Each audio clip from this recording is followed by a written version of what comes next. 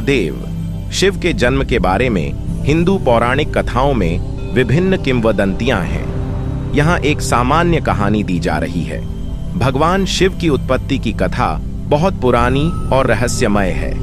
पौराणिक ग्रंथों के अनुसार शिव किसी विशेष जन्म से उत्पन्न नहीं हुए हैं। उन्हें सृष्टि के अजर अमर तत्व के रूप में माना जाता है। शिव की उत्पत्ति को अक्सर निराकार ब्रह्मा, विष्णु और शिव की त्रय ब्रह्म के रूप में दर्शाया जाता है, जहां शिव को सृष्टि, पालन और संहार के चक्र का एक अभिन्न हिस्सा माना जाता है।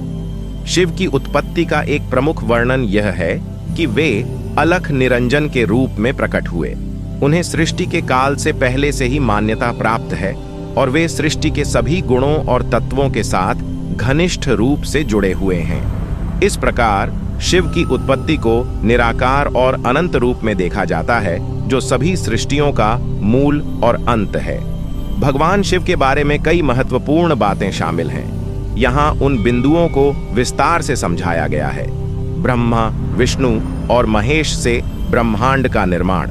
हिंदू धर्म में ब्रह्मा सृजनकर्ता, विष्णु पालक और महेश शिव संहारक को त्रिमूर्ति के रूप में पूजा जाता है। ब्रह्मा सृष्टि के निर्माण का कार्य करते हैं, विष्णु उसकी रक्षा करते हैं और शिव संहार का कार्य करते हैं। शिव का संहार का कार्य सृजन और संरक्षण के चक्र को पूरा करता है और नई सृजन की शुरुआत के लिए रास्ता बनाता है। शिव का आदि और अनंत होना। शिव को आदि, प्रारंभ और अनंत अंत के रूप में मान्यता दी जाती है। इसका मतलब है कि शिव समय और सृष्टि के चक्र के प्रत्येक चरण में मौजूद हैं। वे अनंत और अविनाशी हैं, जो सृष्टि के अंत और शुरुआत के बीच की कड़ी हैं। भोले बाबा।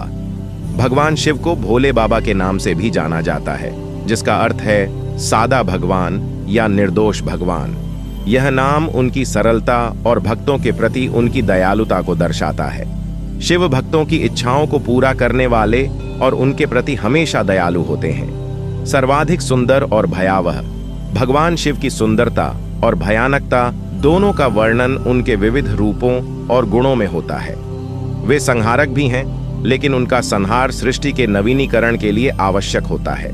इस प्रकार वे खूबसूरत और भयानक दोनों ही रूपों में दर्शित होते हैं। कैलाश पर्वत पर निवास।